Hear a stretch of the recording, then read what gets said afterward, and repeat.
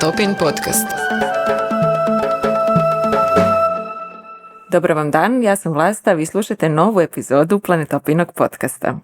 Današnji razgovor posvetit ćemo modi, što nam ona daje, a možda što ju oduzima, ali i poeziji održivog i dobrog rada i života. Upravo takav rad i život s puno pažnje, ljepote i vitalnosti utjelovljuje naša današnja gošća. Ivana, dobar ti dan i dobrodošla u Planetopin podcast. Dobar dan Vlasta, hvala ti na ovom predivnom uvodu, baš si me ganula i raznježila. Jako se veselim što danas razgovaramo, što smo se konačno uspjeli dogovoriti za termin jer ga ganjamo već jako dugo. Tako je, a to je sve iz razloga jer ja baš nisam dič na dolasku u Zagreb, ja volim svoj seoski život i zbilja ga kontroliram, dođemo jednom, 2 put godišnje u Zagreb i onda eto se lovimo i sve koristimo prilike moguće. Zadnji put smo razgovarale na Instagramu, Instagram live smo imale i baš sam jako uživala u tom razgovoru, tako da se veselim i ovom. A kako ti zapravo nisi u Zagrebu već neko vrijeme, odselila si u Koprivnicu. Što te privuklo zapravo u tom dijelu Hrvatske i tom gradu?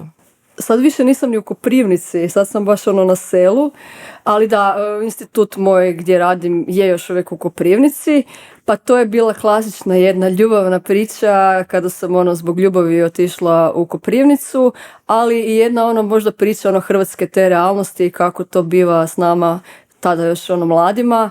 Moj partner i ja smo čak razmišljali, ja sam tada živjela u Berlinu, nismo mogli naći stan, on je meni rekao ja bih ipak ostao u Hrvatskoj, ostali smo u Hrvatskoj, bili smo u Zagrebu, sve te potrage za izvorima, financija, poslovima i slično, sve smo prošli kao dva kreativca u kreativnim različitim svijetovima. I u jednom trenutku je on odlučio napraviti prvi veliki zaokret u svom radu, nije mogao pronaći prostor opet u Zagrebu, sve se to slaže. On je iz Koprivnice i rekao i prvo smo nekako to, ja sam živjela tu, on je dolazio i onda smo shvatili da to baš nije održivo, nije bila laka odluka odlaska u neku novo područje. Ali sa mojim odlaskom, našim odlaskom u Koprivnicu i Podravinu zapravo za mene se otvorila sasvim neka nova velika životna stranica i to su te neke zanimljive priče kako određeni izbori, mislim da par izbora koje donesemo u životu su ključni za nas.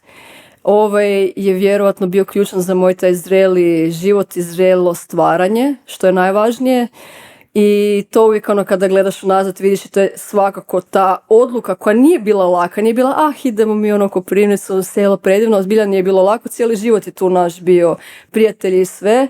Naravno nije sa dolaskom u Koprivnicu sve krenulo predivno se slagati, ali sa još par odabira eto je došlo i sada se ja još sve više povlačim u šumu i na selo i sa svakim tim korakom svako po sebi oblikuje život, ovo meni najviše odgovara i sa svakim tim korakom unazad, a unaprijed prema prirodi ja vidim takvu renesansu u sebi i svom životu. Hajmo onda par koraka unazad ili dosta koraka unazad, možda vidjeti gdje je nastalo zapravo to sjeme koje onda se pretvorilo ili pretvara tvoj život u takav kakav je sad. Gdje je nastala ljubav prema modi, prema tekstilu, prema tkanini, prema sjemenčicama, prirodi, prema cvijeću lana, prema svemu ono što te sad dovelo do tu gdje si sad sa Institutom održive mode, sa knjigom, prije toga tiranija mode, sa predivnim, odivnim predmetima koje proizvodiš i sa svim onim čime nas daruješ kroz tekstove na svojim Instagram profilu. Pogotovo zbog popularnosti tog pojma održivosti me pitaju znaš kada si ti otkrio održivost ili kad je to krenulo i to je kod mene kako glasi onaj slogan rođena je s tim. Jednostavno sam rođena baš sa tim afinitetima. Prvi i osnovni afinitet je afinitet kreativnosti. Od uvijek sam nešto stvarala, radila, uvijek sam bila u svom svijetu, uvijek su to bile neke ili SF pričice ili male skulpture ili slike, ali uvijek je to bilo, to su najljepše slike sjećanja su ta u svojoj sobi kao dijete ili i kasnije kao student, nešto radiš, nešto crtaš i to se kasnije prelilo onda i na profesionalni život, isto tako i s modom. Nekako od kad se sjećam sam vezana s tim, tata je bio vrlo stylish osoba, on je još za vrijeme Jugoslavije se sjećamo kad se vratio iz Amerike, nosio se ko Bruce Springsteen, imao je prve te levisice, mama je bila tehnički crtač, predivno je crtala, sestra isto, od kad sam bila okružena s prijateljicama kao dijete još smo uvijek prilistavali te časopise, to je bilo skroz neka fantazija nekog svijeta.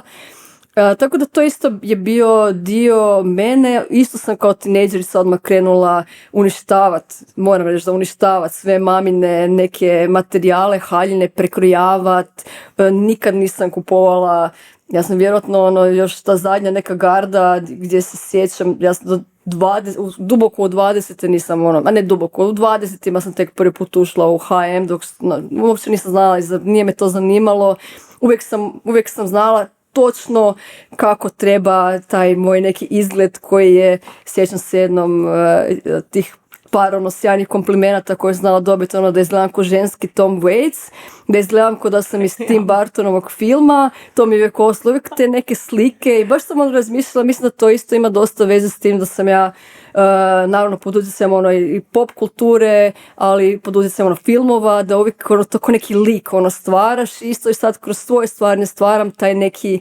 imaginarni lik, oblikuješ taj cijeli svijet. Tako da to je nature versus nurture, bilo je i nature i nurture. Naravno to sjeme valja onda njegovati, tu kreativnost kada dođe ta prijelomni trenutak, kada to postaje profesija, morate dobro poznavati sebe i svoj proces, da krenete ga produbljivati, da točno znate kako taj put bi trebao ići, kako ga nekako lagano usmjeriti.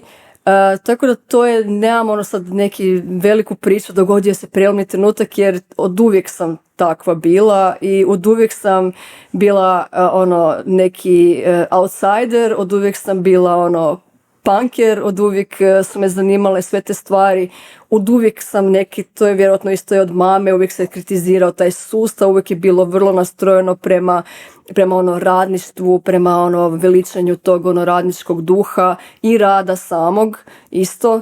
Tako da to me sve oblikovalo, a onda sve ostalo isto usmjeravaš sam i uljevaš u sebe svu tu ljepotu svijeta i ljepotu izričaja i djela i pronađeš svoj put. Spomenula si nekoliko pojmova koje bi voljela da dotaknemo u razgovoru. Održivost je svakako jedan pojam koje dovodiš u vezu u nekakvom svom, ajmo reći, objašnjenju ili definiranju tog pojma održivosti, što on znači za tebe, je isto tako riječ kreativnost. Pričali smo i malo prije i govoriš to kroz svoje kanale digitalne kroz koje komuniciraš sa publikom, kako održivost ne vežeš uz odricanje, nego uz kreativnost, uz proces. Da. Što se dešava s tim pojmom? Gdje je njegov potencijal? Gdje mu je uskraćeno? I kako ga ti vidiš? Za sada, naravno, ja vidim da sam sad zašla u te, zrele godine i zrelo stvaranje i ono što jasno vidim da se iskristaliziraju upravo to što si sada spomenula, održivost je kreativnost i upravo to neko veličanje kreativnosti i veličanje procesa, otvaranje procesa. Održivost je sada, svi su puni, svi imaju puna usta održivosti, on je popularan jako kao pojam, to je važno za naglasiti i svaka definicija održivosti, ja jedino koje se priklanjam je da ne postoji definicija i uvijek izričem da je održivost put, iz koje god pozicije se nalaziš. Ja sam i rođena u takvu obitelj i sve nisam trebala učiti te stvari. To je meni bilo normalan sklop razmišljanja o svim pogledima u vezi koja je moja uloga u svijetu, pa i neka duhovna, ali i fizička, kako ja doprinosim i sa otpadom i sa ostalim stvarima. Nisam trebala to naučiti kao što vidim da mnogi tek otkriju pojam pa onda uče. Ne postoji tu pravi ili loš ili dobar put, svako ima svoj i isto tako, pogotovo u tekstilu, mislim svugdje i u hrani, mislim da je važno otvoriti taj proces. Jer danas smo svi potrošači, danas je to glavni problem je da smo svi samo potrošači, bilo da su dizajneri, brendovi, proizvođači, svi su potrošači, gurnuti su u sredinu tog procesa i onda je na nama da, pogotovo u tekstilu, jer ljudi vrlo često uopće ne znaju od kuda dolaze te sirovine, kako su proizvedene, koja je prava cijena, kako se kaže, tog odjevnog predmeta. I ja mislim da je tu na nama iz svake branše, iz svake proizvodnje da otvaramo proces, da pozivamo ljude unutra, da pokazujemo svoju posvećenost, svoju zaljubljenost u svoju branšu i da prikažemo kakva je ljepota moje struke ili kakva je ljepota mog zanata, kakva je ljepota tog procesa i uključiti ljude, pozvati ih i ono što je važno, ne postaviti se iznad, ja sad sve znam, ja sam održivi, mi smo svi na putu održivosti, iz dana u dan pokušavamo i učimo i trudimo se koliko možemo iz pozicije u kojoj se nalazimo, da zajedno onda oblikujemo tu održivost. To je po meni da najčešće se održivost prikazuje kao neko odricanje, zabrana, tjeskoba, ne smiješ, a opet s obzirom da sam ja i među ostalim SF veliki fan, po meni je održivost nema veće kreativnosti od održivosti jer mi osmišljavamo svaki segment našeg života, rada, svijeta, sve tabula rasa. Svakim djelovanjem, svakim danom vi možete oblikovati način rada, način funkcioniranja, način života. Sve je iznova otvoreno, sve je otvoreno za kreativno promišljanje, djelovanje i po meni zbilja nema većeg kreativnog izričaja. To sam baš danas, smo spomenuli, sam sa studentima neko predavanje imala i onda sam je baš spomenula, ti ćeš se sigurno i sjetiti, znaš oni svi zapravo neki filmovi, kada gledaš o velikim autorima u filmovima, pogotovo recimo iz svih bivših država, najveća djela su zapravo nastala jer su oni bili pod cenzurom i onda su morali iznaći način kako kritizirati sustav, a da izbjegnu cenzuru i tu su nastala najveća filmska remek djela. Tako i ovdje postoje neke određene restrikcije unutar kojih se mora raditi, ali sve ostalo je kreativnost i stvaranje i promišljanje što znači biti čovjek, kako izgleda naš život, kako izgleda dobar život, kako izgleda dobar rad. Možeš nas upoznat sa tim elementima koje bismo onda možda mogli prepoznat kao održivost ili baš kao tvoj rad gdje se taj proces u duhu te održivosti prepoznaje, konkretno u tome što ti radiš?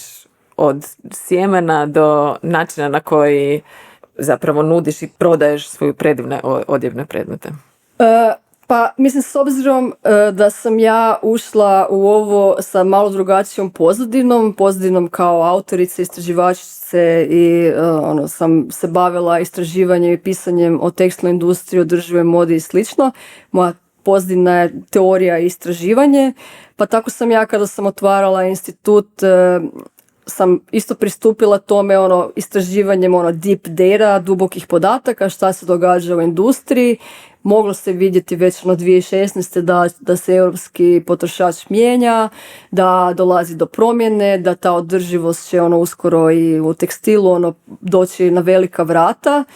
Ali ujedno sam vidjela kada je došla ta popularnost da održivost, da se pogotovo u tekstilu, ali svugdje se prilazilo održivosti u kreativnom izračaju ili bilo kakvom poslovnom.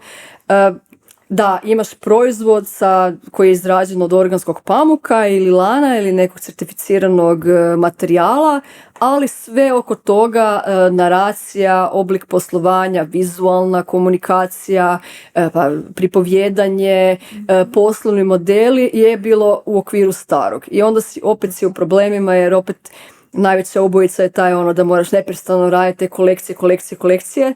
I ja sam uvidjela da, osim toga da se isto promatralo da je održivost neko odricanje, shvatila sam u jednom trenutku da u tom mom buntovnom duhu, ako želim zbilja biti održiva, da moram napraviti veliki rez sa starim i sve iznova osmisliti i da mora biti osmišljeno prema meni, što je da mora biti održivo za mene, da moram ja živjeti od tog svog rada, da moram njegovati svoju kreativnost, da moram njegovati svoj rad i da moram otvoriti proces, uključiti ljude i onda vidjeti zajedno s njima oblikovati sve što će dalje slijediti. Unutar toga ja moram to voditi jer ne smiješ nikad prepustiti drugima da vode tvoj proces. Tako da svaki segment u mom radu je od toga kako radim, od toga kako prodajem, kako komuniciram, sve je podređeno srži održivost. Svaki korak je, uvijek se gleda kroz prizmu održivosti i gleda se kroz prizmu da moram živjeti od toga, da mora biti održivo za mene i da moram uključiti i druge ljude. Glavni problem je naravno i u tekstilu i u brojnim drugim proizvodnjama, industrijama je taj da smo mi i kao proizvođači i potrošači. U tekstilu je to kod nas i u cijeloj Europi najveći problem je taj problem sirovina. Moja teza koju sam sada kroz rad nekako, a vidim sada i u praksi da je to istina, svi ti problemi naše razdijeljenosti i u branši, ali općenito je da smo svi bačeni samo u potrošnju. Izuzeti smo iz procesa, a najviše smo izuzeti od samog tog izvora sirovine. U Hrvatskoj danas više ne postoje sirovine, to je cijela jedna duga, tužna priča, da smo mi doslovno u jednoj generaciji izgubili ne samo proizvodnju sirovine, nego svo znanje vezano uz sirovine, a bili smo najveći proizvođači konoplje na svijetu, svako domaćinstvo ima svoje priče i sjećanja o uzgoju lana i slično. Sve je to nestalo. I danas, kada sam ja krenula, a to se dogodilo doslovno u posljednjih 6 mjeseci, moram priznati da sam imala jednu krizu, jer toga da se neprestano opet se bavite samo predmeti prodaja, nedostaje ta glavna spona. Meni taj krucijalni moment se dogodio kada sam otkrila te neke ljude po svijetu koji rade sa sirovinama. Kada sam i sama počela prvo raditi s koprivom, sada je uzgajam i lan, imam i pamuka, ne smijem još konoplju što je suludo, to je ta siva zona nažalost, ali i to će se promijeniti. I mislim, danas sam isto studentima pričala da to pravo iscjeljenje ni ne može doći ako niko ne očekuje od svakog dizajnera da će uzgajati lan, ali mora se iznaći neki odnos koji će oni sami izgraditi sa tom sirovinom, što god to značilo za njih, u njihovom pojmu ili u njihovom okviru, na prozoru da uzgojite malu sjemenku pamuka ili nešto, ali čisto da u rukama osjetite taj cijeli proces. Tu kreće zaista pravo iscjeljenje, to ja vidim i u praksi, a kreće iscjeljenje i kod potrošača, jer vidim isto tako kada netko koji je proveo cijeli život u polijesteru ili u brzoj modi, kada prvi put u životu osjeti neki naš možda starinski lan ili organski pamuk, događa se promjena u njemu i tu promjenu on širi oko sebe. I to je ono što sam i rekla, oblikuješ novog čovjeka, to sam ja apsolutno sigurna da promjena za koju želimo, za kojom tragamo, ne može se dogoditi dok smo odjeveni u polijester i predmete koji su obavijeni ljudskom patnjom, zaista jesu. Promjena se mora dogoditi, to je moj ideal, princ seljak koji će biti u lanu, povešće tu tihu revoluciju isceljenja.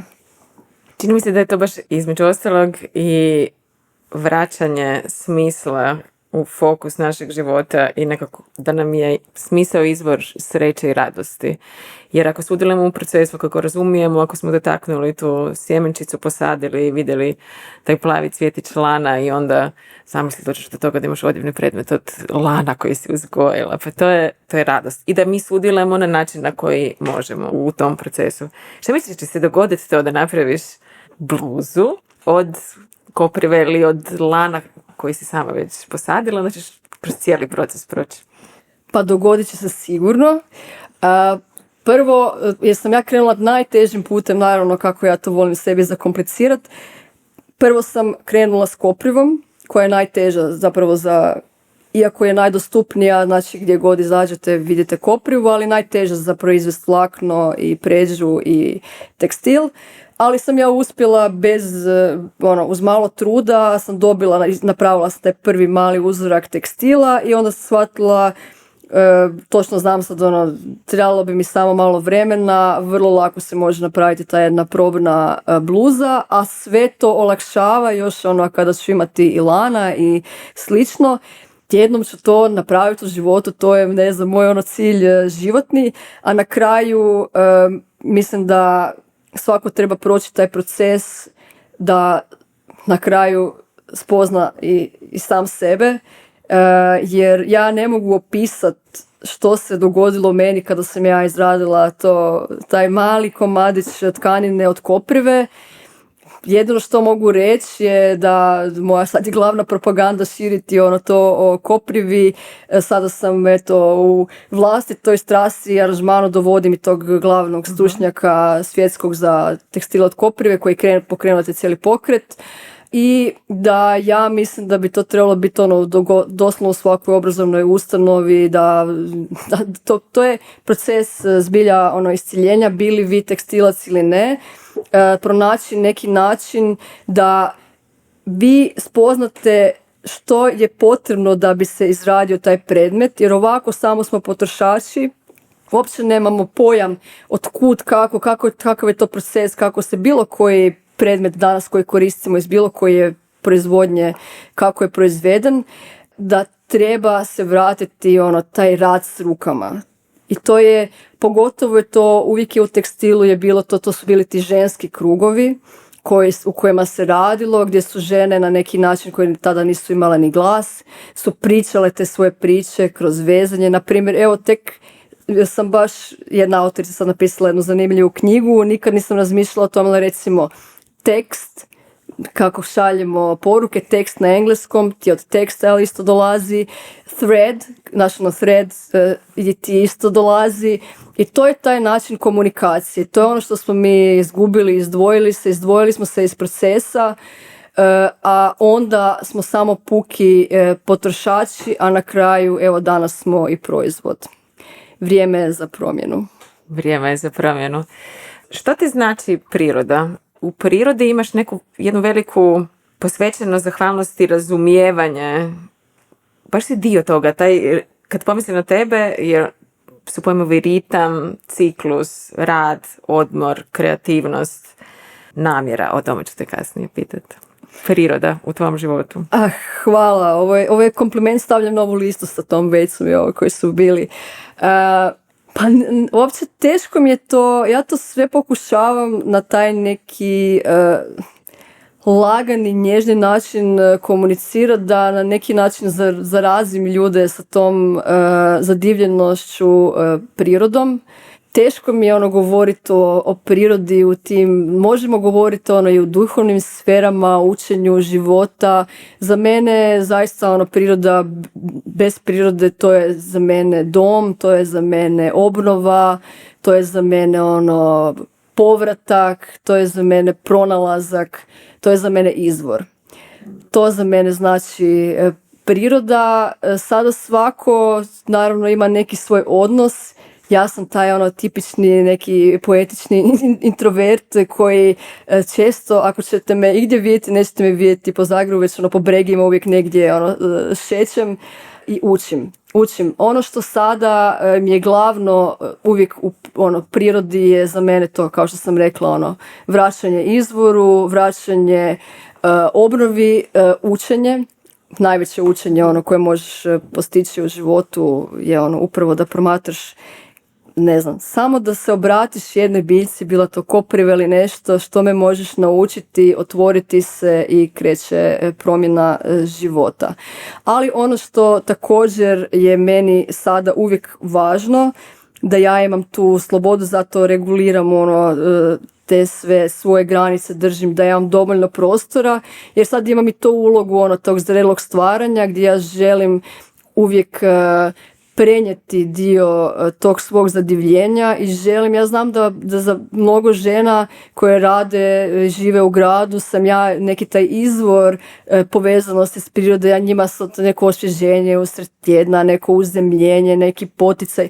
Ja zaista ozbiljno shvaćam tu veliku, nije odgovornost, nego to, ja sam toliko zahvalna da mogu biti kao neki komunikator i tekstila i te ljepote prirode. Tako da zbilja ozbiljno shvaćam to i uvijek si dajem vremena da odem, da poslušam šta se događa sada u prirodi, šta mi ima za reći i uvijek kada to prenesem, to rezonira sa ženama, većinom su žene, moja publika ima naravno muškaraca. Nevjerojatno je to kako to uvijek je u zraku, svi ti naši osjećaji, svi ti nemiri, sve što nam treba i uvijek se trudim, zbilja sam, moja namjera je vrlo jasna, ja sam tu da služim. Namjera je riječ koju često koristiš i baš si mi ju stavila na radar.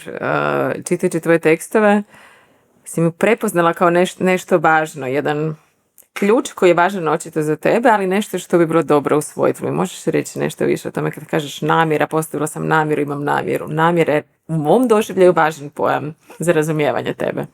Je, i često mi to znaju reći žene da su krenule koristiti tu riječ. Ona zapravo dolazi od Gary Zukova, iz njegovih knjiga, ta intention.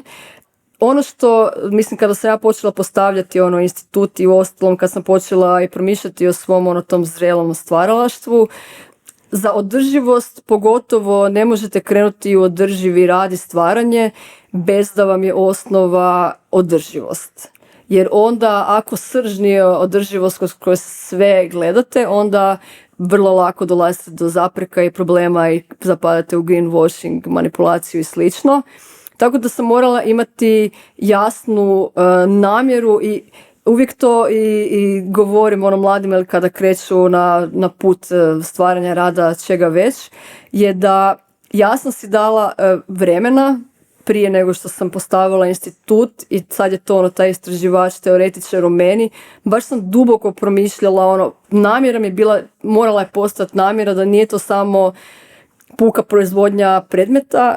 Mislim, naravno, meni je bio cilj da ja živim od tog svog rada, ali onda sve ostalo, s obzirom da je moja namjera bila jasna, ja sam znala tada već svoje snage, imala sam to jedno jedinstveno sakupljeno znanje vezano uz tekstil, vezano uz modu i kako sada to prenijeti na način neki koji će biti kreativan, koji će njegovat, koji će nas povezati, koji će otvoriti, koji će nas potaknuti da zajedno promišljamo, da zajedno se potičemo. I tako da namjera mi je bilo zbilja osnova od koje sam krenula kad sam postavljala institut, a onda se namjera preljeva na svaku, znači ja radim u serijama, ne radim u kolekcijama, to je opet jedan taj hibridni način rada i svaka serija ima namjeru.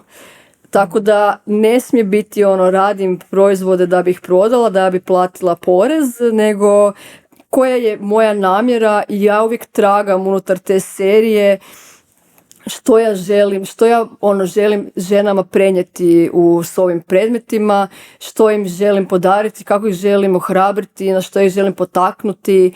Uvijek mora postojati jasno, nekad znam namjeru mjesecima unaprijed, ali većinom su to te šetnje po šumi i onda mi šuma kaže koja je namjera, šta se sada zbiva u prirodi, što je potrebno, na što nas je potrebno usmjeriti.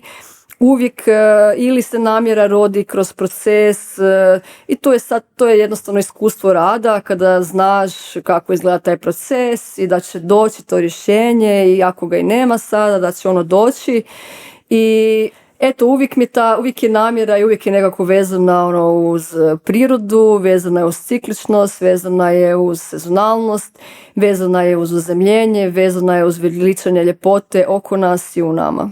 To prikupljeno znanje koje je doista veliko i bogato vidjelo se kroz nekoliko knjiga koje si objavila. 2016. smo mi objavili tvoju knjigu Tiranija mode.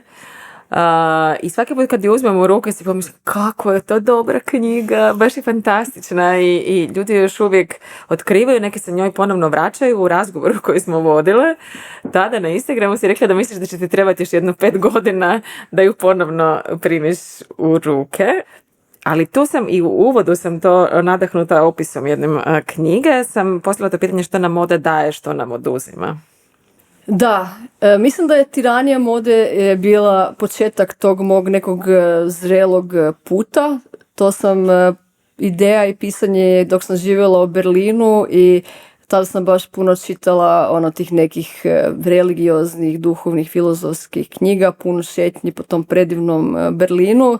I krenulo je to moje povezivanje duhovnosti i mode, dvije naizgled nespojive kategorije, ali kao što sam objasnila i sada i ranije, da oduvijek je bilo to povezivanje kroz ručni rad, pričanje tih priča, to je nama zapisano u nama. I tu je krenulo stvaranje te priče. Što nam moda, to mi je bilo baš zanimljivo što si rekla u uvodu, što nam moda daje, a što nam oduzima. Znaš što, meni je jako teško sada se uopće pozicionirati jer ja niti sebe smatram modnim dizajnerom, niti smatram da je IOM brand, niti sam ja zaista nisam dio modnog svijeta. Nisam ja, niti pratim modu, uvijek sam, dobro sad se to isto, ja sam uvijek sebe gledam kao tekstilca, istraživača i slično. Ja sam se u potpunosti uklonila od tog starog, ono što znam da sve što se događa u brzoj modi sada i ultra brzoj modi, nije da su to zli ljudi koji žele uništiti planet, to su ljudi koji su zarobljeni u sustavu i jednostavno nemaju izlaza, ne mogu drugačije. Naprimjer, tu je utoliko sjajna ona knjiga Prisustvo, to je inače poslovna knjiga koja prikazuje neke velike CEO još iz 90-ih koliko su željeli i gurali, ali ti si zbilja zarobljen u tom sustavu. Utoliko je važna ta margina, važna je ta promjena koja dolazi odozdo. Ja sam sada u potpunosti usmjerena samo na ljude koji doprinose, kao što sam već rekla, evo Ellen koji radi s koprivom, to je i za moje mentalno zdravlje, na kraju kad bi samo gledala Shane i tu ultra brzu modu, vrlo lako zapadneš u nezavidna stanja, ali na marginama se događaju predivne stvari, tako da ja mislim naš odjevni predmeti danas su sve što sam trebala izreći izrečeno zbilja u tiraniji mode, ali odjevni predmeti danas se koriste isto kao zaštita, gradimo te neke svoje lažne identitete koji su zapravo uvijek samo slike tuđih, uopće nema tu isto nekog pravog identiteta, preuzimamo tuđe slike, zarobljeni smo u tim slikama, zarobljeni smo u tim predmetima koji su proizvedeni s puno patnje i od radnika i od planeta. Ne znam, mislim evo često pričam i s dizajnerima, svi zbilja raditi u tekstilu moraš biti lud, moraš biti zaljubljen u to što radiš, ali baš zato forsiram i tu kažem kao to je neka propaganda te da se povežemo ponovo s izvorom, da barem da vidim da neko uzgoji taj lan, da nešto tu kreće to iseljenje. Mislim da nam potrebno je propitati taj odnos koji imamo s predmetima. Predmeti mi kao civilizacija, zašto smo se krenuli odjevati, nije zato da bismo prisvojili neku sliku i lažni identitet kao što je to danas, već to su bili predmeti puni magije, čarolije, zaštite. I to ja sve vidim iz iskustva danas kada neko odjene predmet koji je načinjen s namjerom, u koji je položena neka isto i ljubav i koju ti predaješ toj osobi sa željom da je ohrabri taj predmet na putu njezinom, da ona isto potakne promjenu u sebi.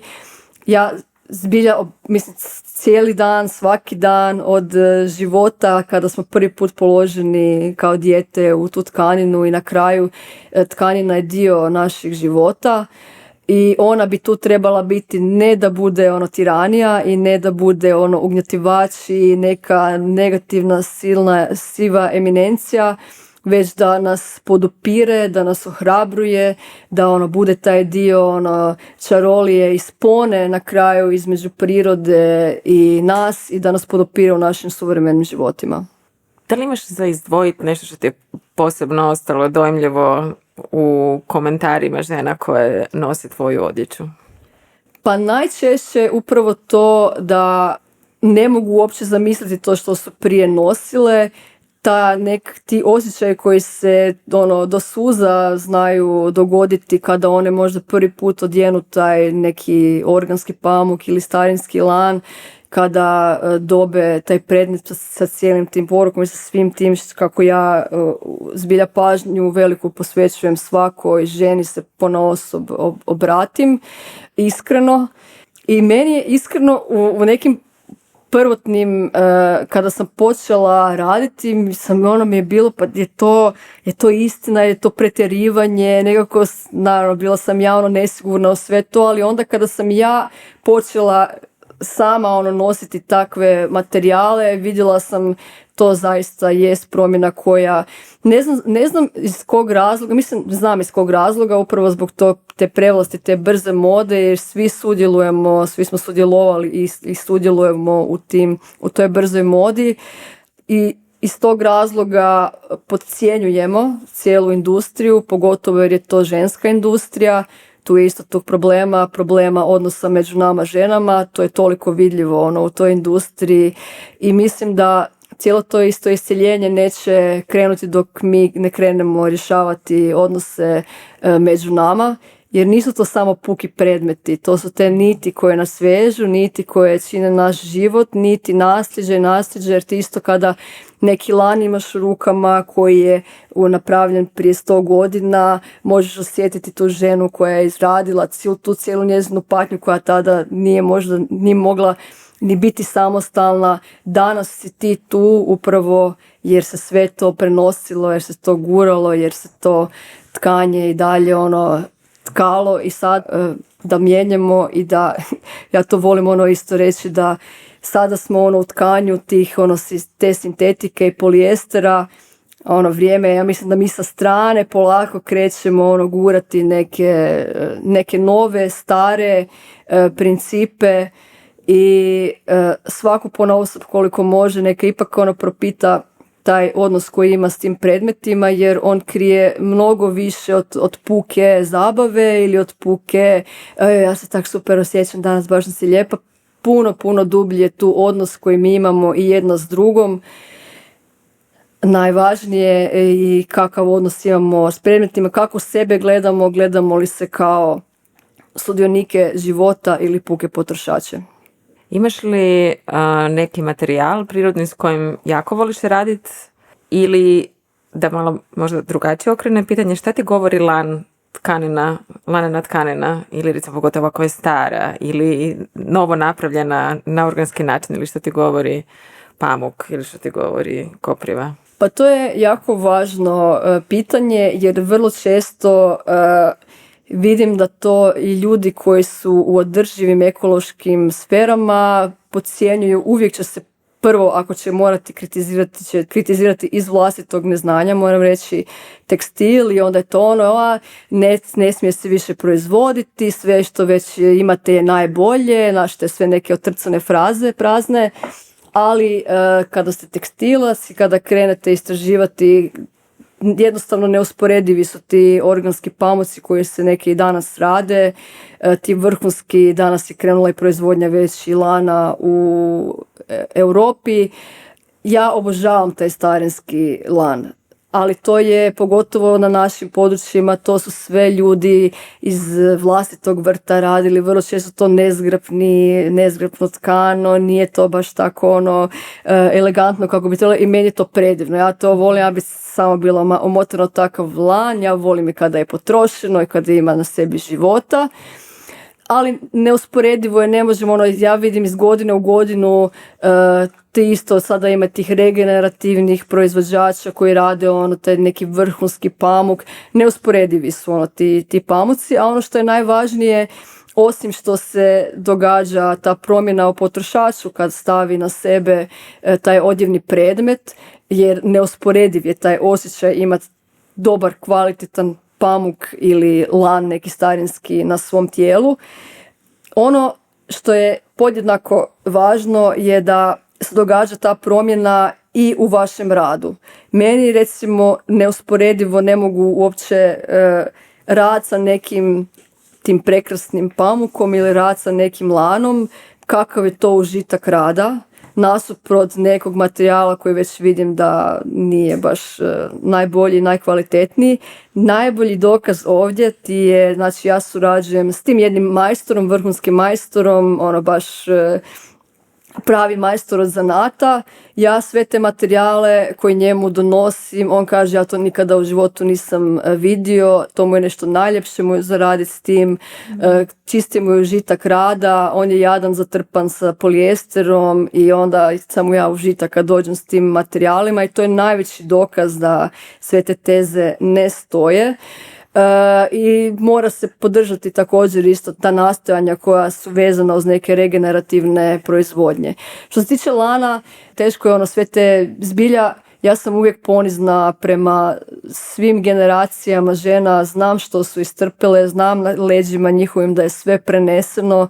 Ja znam da tu sam gdje jesam i živim takav život kakav život upravo iz žrtava generacija koje su bile prije mene. Uvijek sam s velikim poštovanjem i uvijek govorim i mladima, nemojte misliti da je ono održivost izmišljena 2020 na TikToku, obrazujte se, naklonite se svojim bakama, svojim tetama, mamama, svima koji su došli prije nas, bez njih mi ne bismo bili ovdje. Divno. Pišeš, prekrasno pišeš, autorica si knjiga, ali ti strašno puno čitaš i voliš čitati knjige. Koje možeš izdvojiti neke koje si nedavno pročitala, koje sad čitaš, koje bi preporučila ili zašto su te dirnule? Pa uvijek sam u ravnoteži, neću vas zamarat ovdje sa knjigama o lanu i slično što čitam, koje su neke stručne knjige i vezane uz tekstil.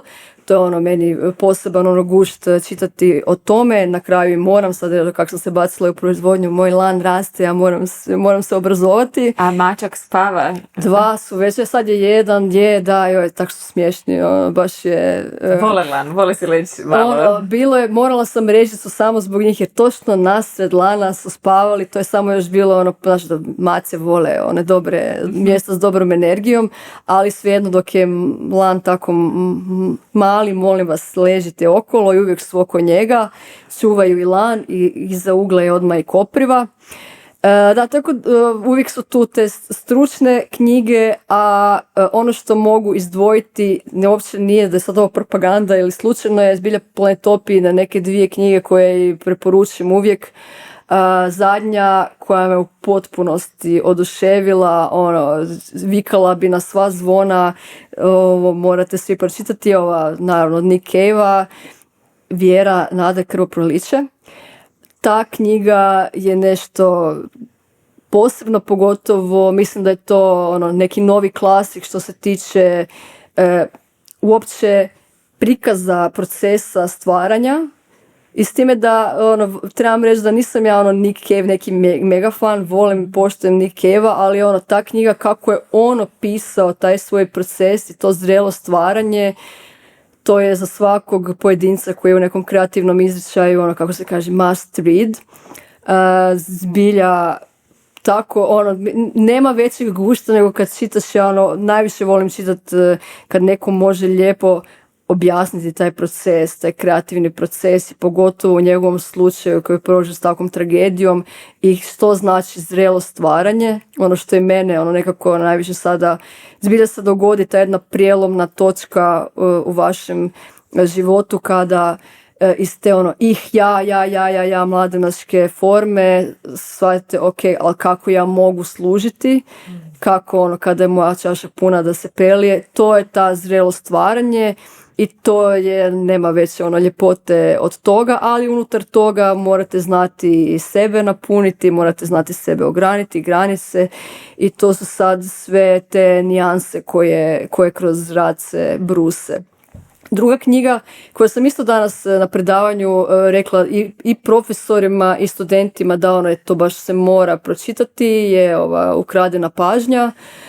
Jer na jednom mjestu, mislim, sve su to stvari, ako vi pratite što se događa i sa umjetnom inteligencijom i sa društvenim mrežama i sa, ako pratite, vi to znate li u ovoj knjizi sve to sažeto na jednom mjestu. Evo, ja sam zbilja, nakon što sam pročitala tu knjigu, vikendom spremam mobitel u ladicu. Petak, sad to već znaju, petak ako me trebaš zovi da ja možda čujem u ladici da zvoni taj mobitel, nema, on je u ladici i to je takva isto razlika koju vidim isto u svojoj kvaliteti života. Svako to je najveći izazov naravno danas za mlade koji morat će iznaći neki način da se, jer ta njihova pažnja jest postala proizvod danas koji se najviše trguje. Koje su još bile? To su, dogoditi se rijetko ta knjiga da je onako poždereš. Što su bile? Taj Nick Cave mi je bio baš apsolutni užitak čitanja. Ovo je bilo, ovo moraju svi pročitati. A sve te isto, taj James Nestor, Muraresku, sve te neke knjige mene, ja čak više volim čitati publicistiku.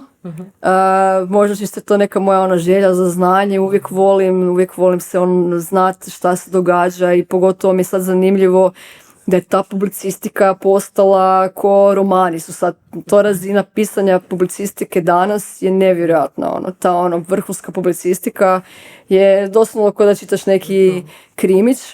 I pogotovo te veliki pomaci koji se događaju, ne znam, isto Muraresku što je pisao to je kao skrivenoj religiji bez imena, pa kao šta se zapravo događalo u ranom kršćanstvu. Sve te neke stvari koje otvaraju taj još više, otvaraju taj misterij i naše spone i s prirodom i sa životom i sa procesom. Tako da to su mi uvijek najdraže knjige za čitati. Trenutno čitam, evo baš završavam jednu predivnu knjigu i imam veliku sreću da to, ja sad zbilja sam, kako se kaže, blessed, blagoslovljena da stalno ljudi mi poklanjaju knjige. Sad već imam takvu zavidnu biblioteku koju ću jednog dana pokloniti knjižnici, te vezana za biljke, vezana za prirodu. Ljudi mi znaju, takve raritete ponekad darivati. Zadnje čekaj, sad mi je mozak, ova knjiga, kako se zove, teško mi je. Ne mogu se sad, doći će mi kroz razgovor, no upravo knjiga koja propituje naš odnos s prirodom. I meni je sad, nekako sam došla do razine, ok, znam, sad sam pročitala sve te knjige i o krizama, odrstu klime, što se događa.